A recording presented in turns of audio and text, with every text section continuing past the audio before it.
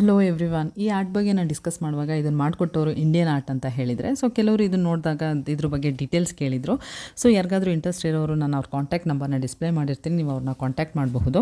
ಇವ್ರು ನನಗೆ ತುಂಬ ಪ್ರೀತಿಯಿಂದ ನನ್ನ ಸ್ಕೆಚ್ನ ನನಗೆ ಸರ್ಪ್ರೈಸ್ ಆಗೋ ಥರ ಮಾಡಿಕೊಟ್ರು.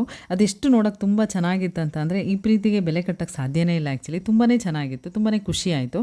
ಹೀಗೆ ನಾನು ಹಾಸನಲ್ಲಿ ಹೋಗಿದ್ದೆ, ಕೆಲವೊಂದನ್ನು ಪರ್ಚೇಸ್ ಮಾಡಿದೆ, ಅದನ್ನು ನಿಮ್ಮ ಹತ್ರ ಶೇರ್ ಮಾಡಬೇಕು ಅನ್ನಿಸ್ತು. ರೀಸನ್ ಇಷ್ಟೇ, ಏನಂದರೆ ಕಾಸ್ಟ್ಲಿ ಥಿಂಗ್ಸ್ನ ನಾವು ಪರ್ಚೇಸ್ ಮಾಡುವಾಗ ಸ್ವಲ್ಪ ಮನಸ್ಸಲ್ಲಿ ಯೋಚನೆ ಆಗುತ್ತೆ. ಯಾಕಂದರೆ ಮನೇಲಿ ಮಕ್ಕಳೇನಾದರೂ ಹೊಡೆದಾಕಿದ್ರೆ, ಹಾಳು ಮಾಡಿದರೆ, ಅಥವಾ ನಾವೇ ಇನ್ ಕೇಸ್ ಅದನ್ನು ಹಾಳು ಮಾಡಿದರೆ ಅಂತ ಹೇಳಿ ಈ ಥಿಂಗ್ಸ್ನ ಯಾಕೆ ನಿಮ್ಮ ಹತ್ರ ಶೇರ್ ಮಾಡ್ತಿದ್ದೀನಿ ಅಂದರೆ ಸ್ವಲ್ಪ ರೀಸನೇಬಲ್ ಆಗಿ ಫ್ಯಾನ್ಸಿಯಾಗೂ ಇತ್ತು ಅಂತ ಹೇಳಿ ನೀವು ಕೂಡ ಅದನ್ನು ಪರ್ಚೇಸ್ ಮಾಡ್ಬೋದು. ನಾವು ಯಾವುದೇ ಥಿಂಗ್ಸ್ನ ತೊಗೊಳುವಾಗ ಯೋಚನೆ ಮಾಡಿ ತೊಗೊಂಡ್ರೆ ತುಂಬಾ ಯೂಸ್ ಆಗುತ್ತೆ.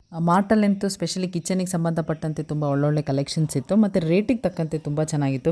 ಮಿಡಲ್ ಕ್ಲಾಸ್ ಅವರು ಫಸ್ಟ್ ಪ್ರಿಫರೆನ್ಸ್ ಕೊಡೋದು ರೇಟಿಗೆ ಅಲ್ವಾ, ಸೊ ಹಾಗಾಗಿ ರೇಟಿಗೆ ತಕ್ಕಂತೆ ತುಂಬ ಚೆನ್ನಾಗಿತ್ತು. ಪರ್ಚೇಸ್ ಮಾಡೋರು ಆ ಮಾರ್ಟಿಗೆ ಹೋಗಿ ಪರ್ಚೇಸ್ ಮಾಡಬಹುದು. ನನ್ನ ಸ್ಕೆಚ್ ಹೇಗಿತ್ತು ಅಂತ ಕಮೆಂಟ್ ಬಾಕ್ಸಲ್ಲಿ ತಿಳಿಸಿ.